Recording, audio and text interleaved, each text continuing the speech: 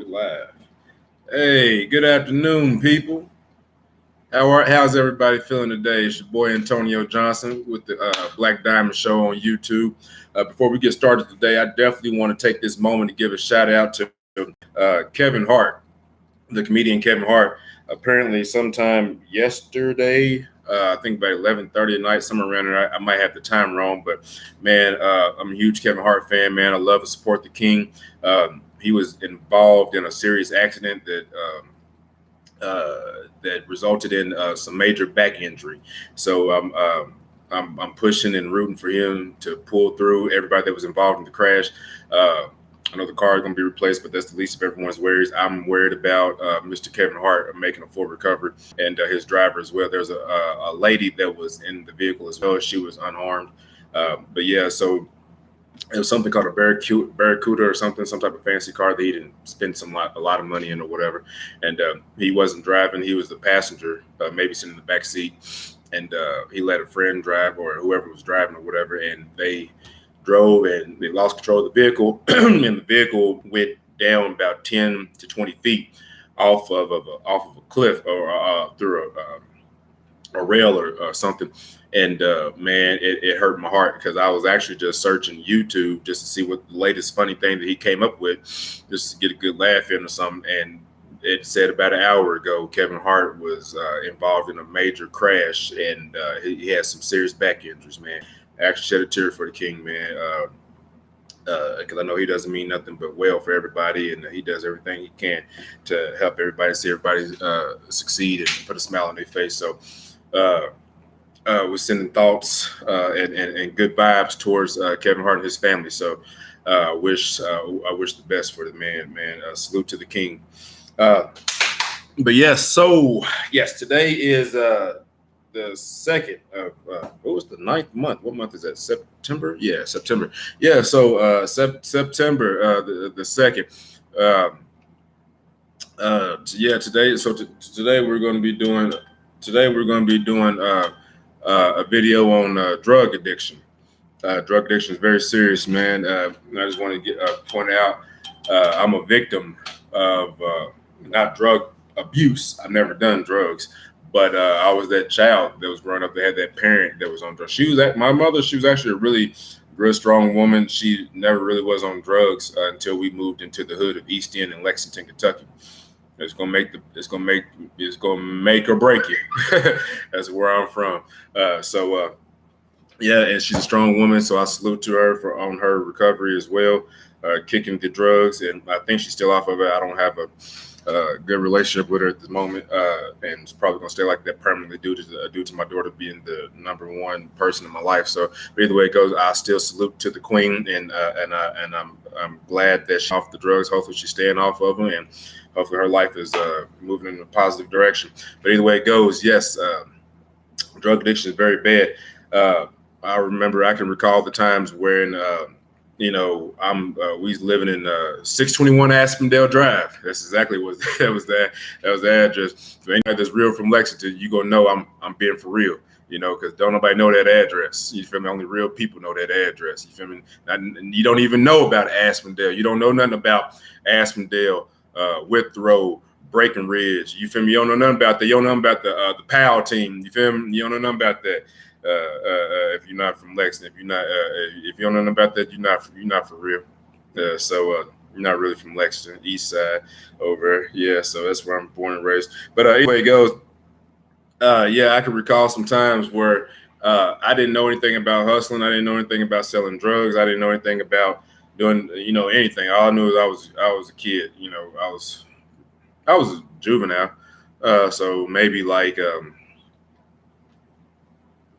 13, 14, somewhere in there. I don't know. Maybe even 12. I don't know.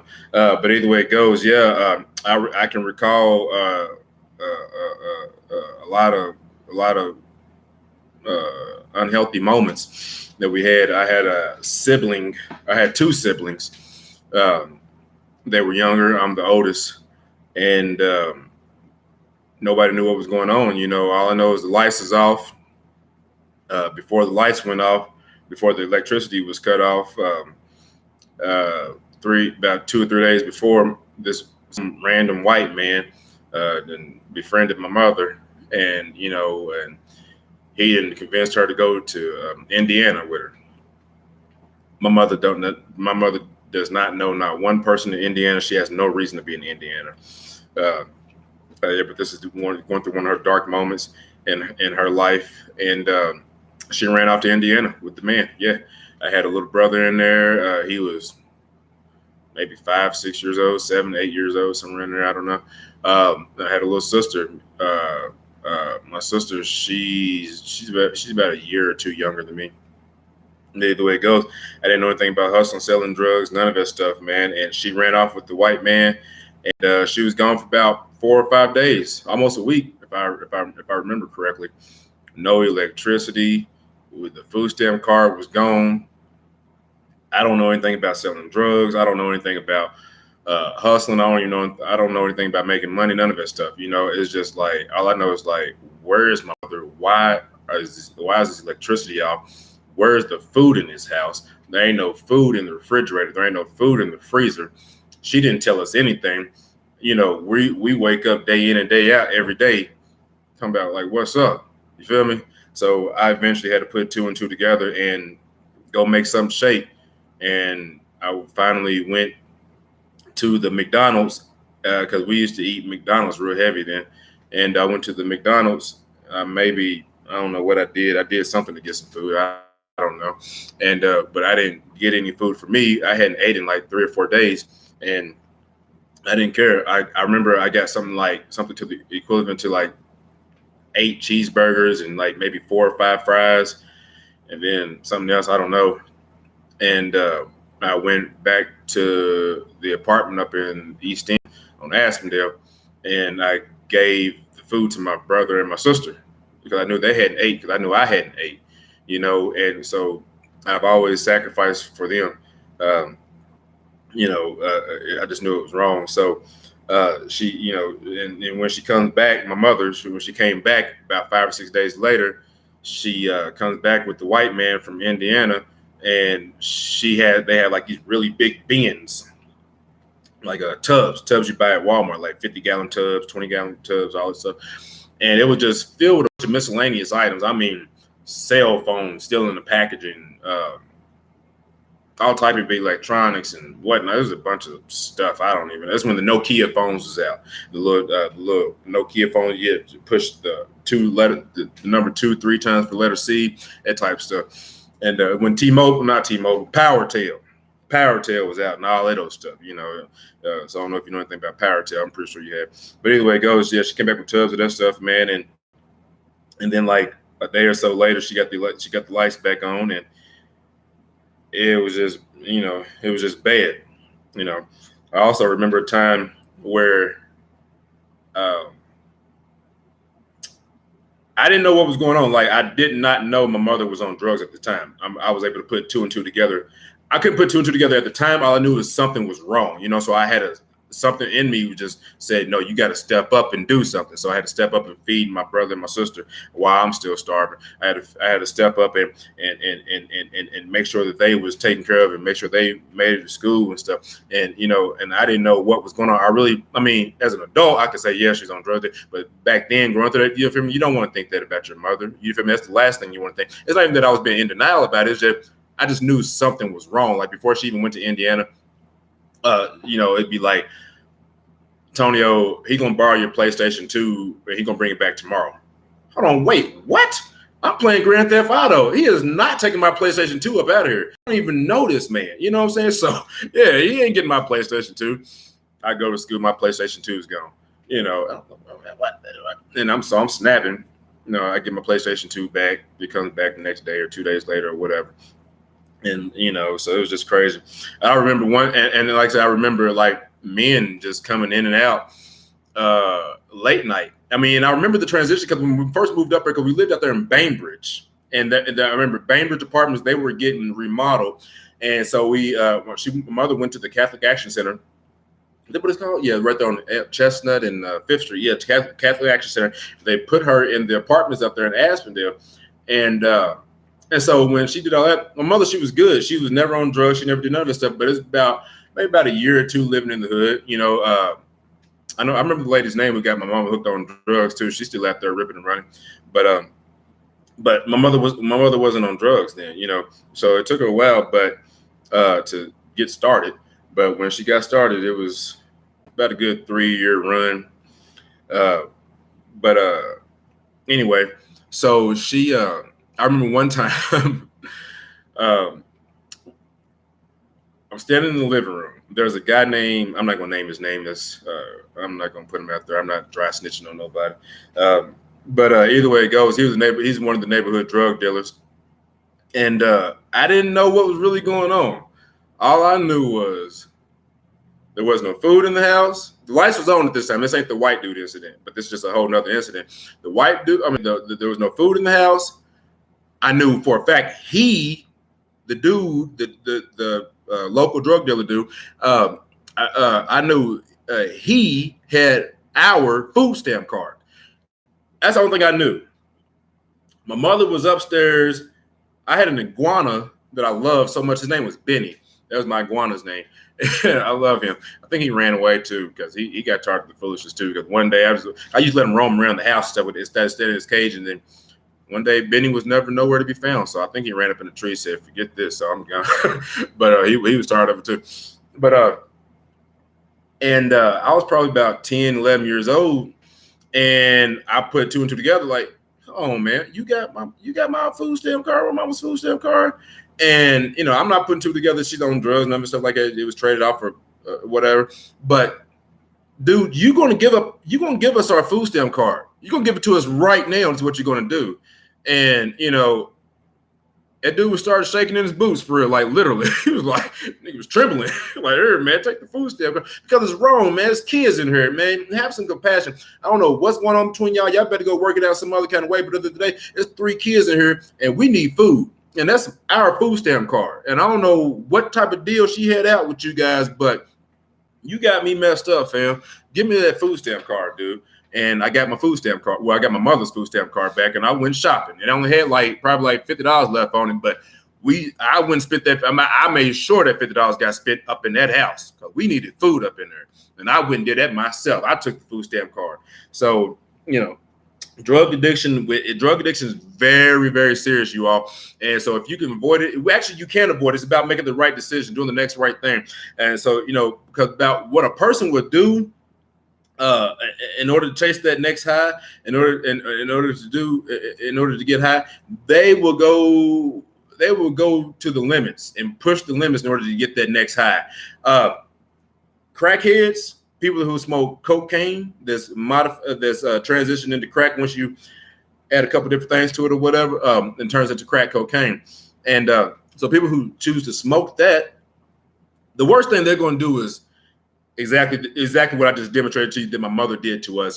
Sell the food stamp card. She may trade off some sex for it. She may, well, my mother, she's not a thief, so. But walking crackhead, somebody who's walking down the street or whatever, they'll rob you, breaking that. They see opportunity to take something, steal something that's worth value. They're going to do it, and they're going to they're going to trade it off for drugs.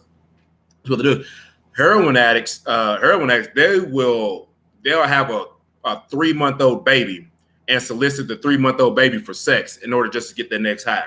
That's sickening. You feel me? So it's things that you wouldn't normally do in a sober state of mind. So drug addiction is real, and I don't wish it on anybody because it doesn't give you it doesn't put you in the best positive.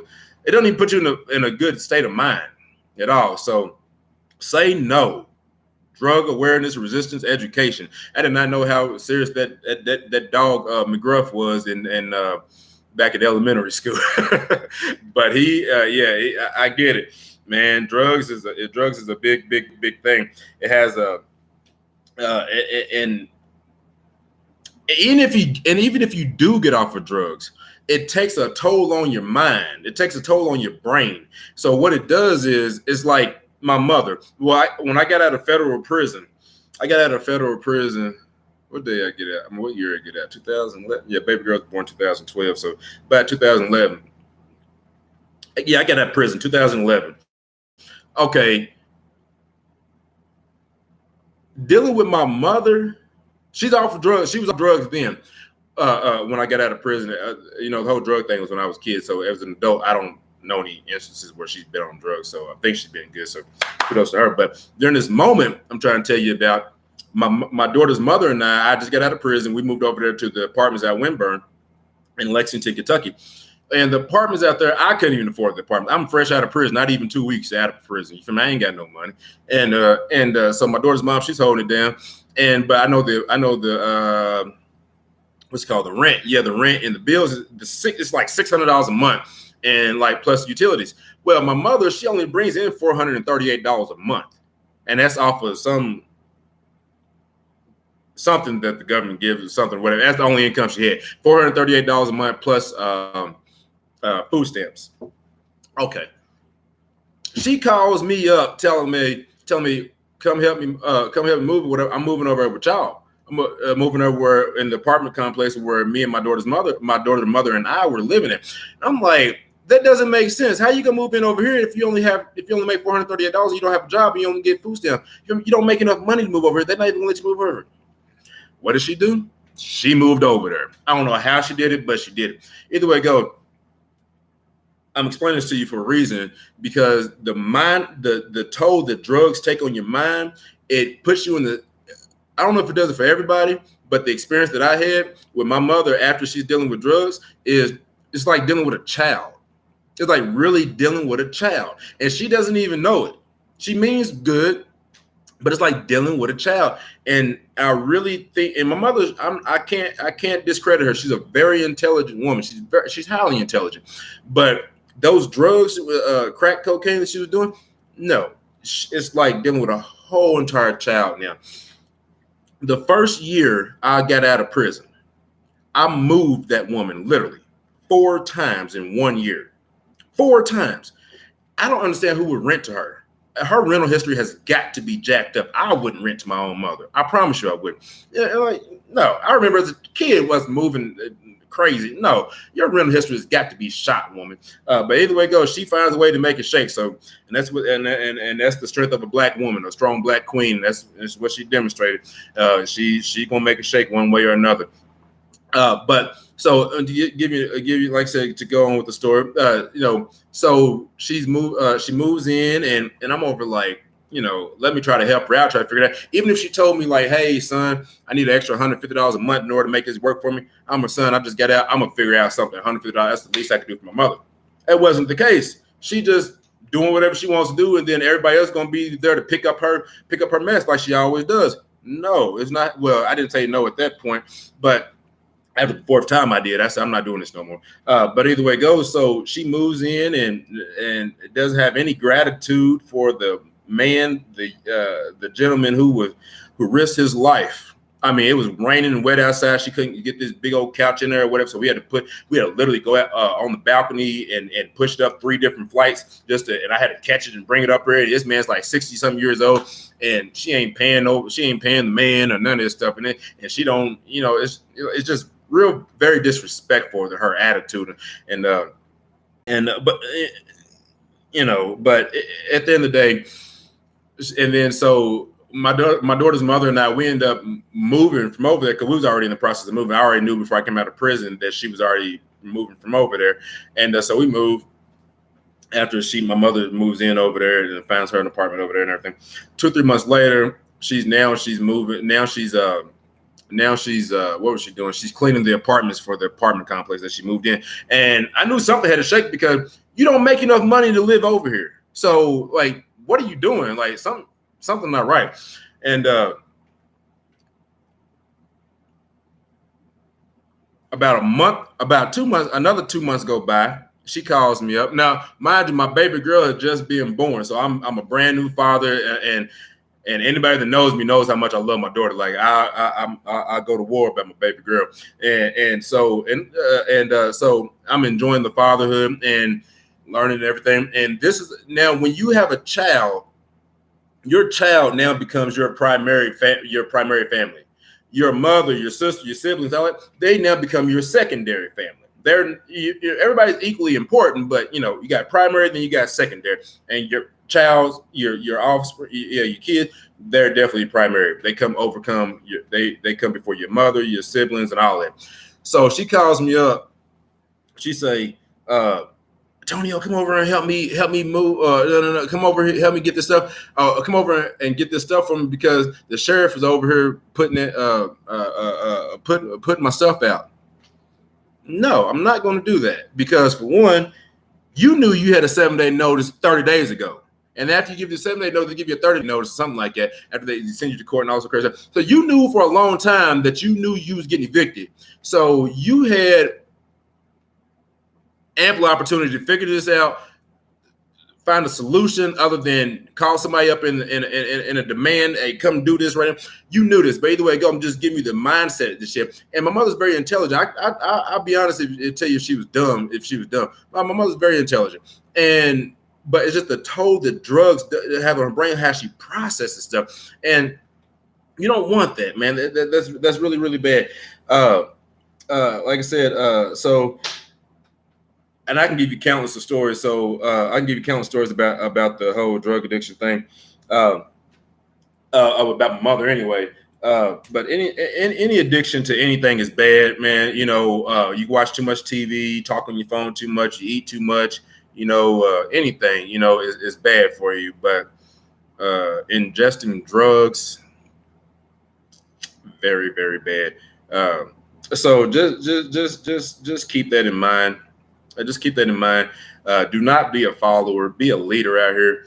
I was out there in the streets, and I learned a whole lot of different things. I ran with a couple different crews and stuff. Not like gangs or anything like that, but just like you know, a couple different guys I hung out with or whatever. And I never was the one. You know, I never was the one to follow, do what they did. I was there. I may have been around things. But I never engaged in ingesting drugs or in any of that because it just wasn't my thing. I was like, no, I'm not doing that. I mean, I see y'all do y'all's thing, whatever, but that's not me. That's just not me. Anybody that hung out with me when I was younger would tell you, Tonio has always done his own thing. I've always been a solid stand-up dude. I ain't no rat. I ain't gonna tell on you. I ain't gonna. You know, I'll be there. I'll go to war for you if I rock with you. You know, it's gonna be whatever.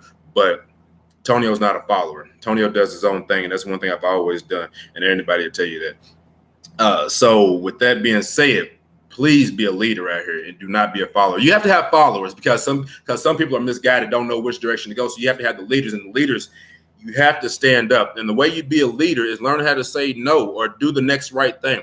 You know, don't just because you have a real bad time. I mean, if anybody should be on drugs right now, after all the things they've been through, it should be me. I should have been committed suicide and been on all kinds of drugs and all. I'm trying to tell you, my life is really is frivolous. You couldn't even fathom it. But either way it goes, I still have not even entertained the thought of doing drugs. It's just not worth it to me. You know, I'm like, well, that ain't gonna do nothing but make you run away from the situation. You feel me? So you gotta embrace the problem and address it head on, and that's what I do. So just make sure you're out here being a leader, man, and don't look down on anybody that's doing drugs or anything. Try to help them. I mean, I can dive in a little bit more into this whole drug dealing thing or drug use thing. But it might get a little touchy because I really feel a certain way about this topic right here. But I'm not going to do that. We're going to keep it positive on here. But at the end of the day, just think about this.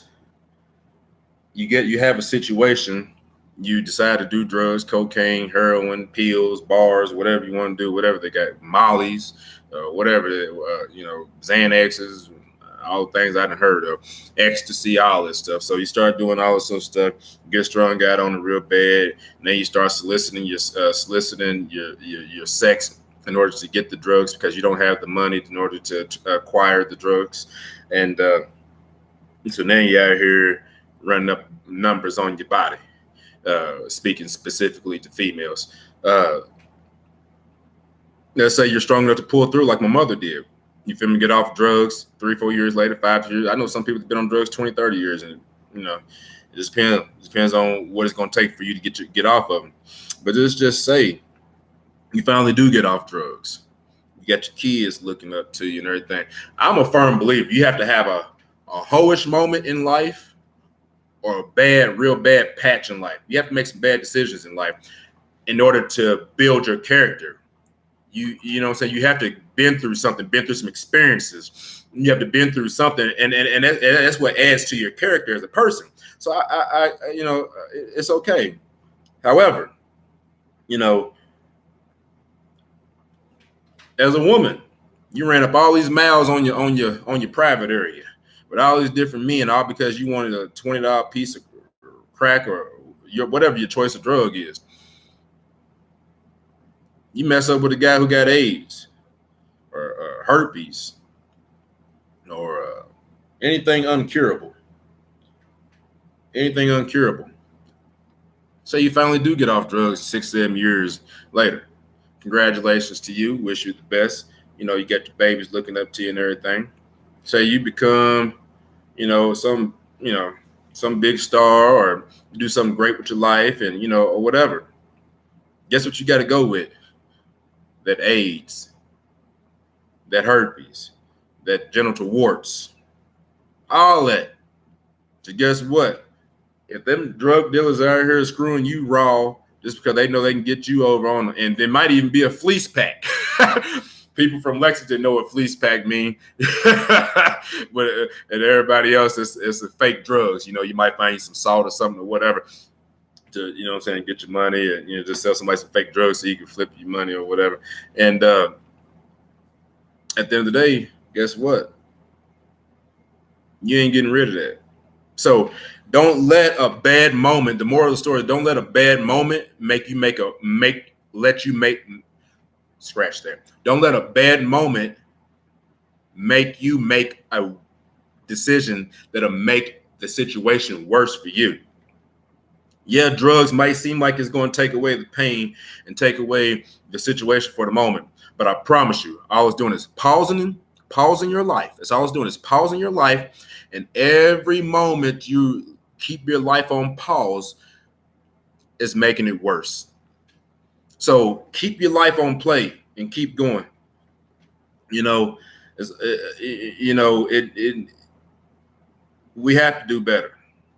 And so just take that message for milk it for what you can, and just you see someone on drugs, try to help them as much as you can, but understand they're not in the right state of mind to understand or really fathom what's going on. So I have a lot of remedies you can do to get people off drugs, but at the end of the day, you can't help somebody that don't want to be helped. So just make sure that you're doing the right thing here. Everyone's going to have some hardships, some trials and tribulations throughout your life. Those moments are meant just to test you, to see where your strength is. It's for you to find your inner strength. Bring yourself up. It's not in a crack pipe. It's not in a needle. It's not in a pill. It's not in none of it. It's within your head and within your heart. Well, the heart's over here on my left. But you have to be the one to make that decision. It's your life. Now, you having not a bad day, but you having trial and tribulation, and the first thing you think was, let me go smoke me some crack. It was already destined to happen to you. Think better. Yeah, I know growing up in environments, all you see is X, Y, and Z. So it may alter your reality to make you believe that only options out here is what's in your environment, for you to be a product of your environment. That is not true. There's a world out here. There's a bigger world out here. And it's waiting on you to come conquer it. It's your world. It's just waiting on you to see what you're going to do with it, baby. So that's my time for the day. It's been almost 30 minutes. And like I said, man, it's just a real situation, man. So I just want to take this time to say, hey, it's definitely not worth it.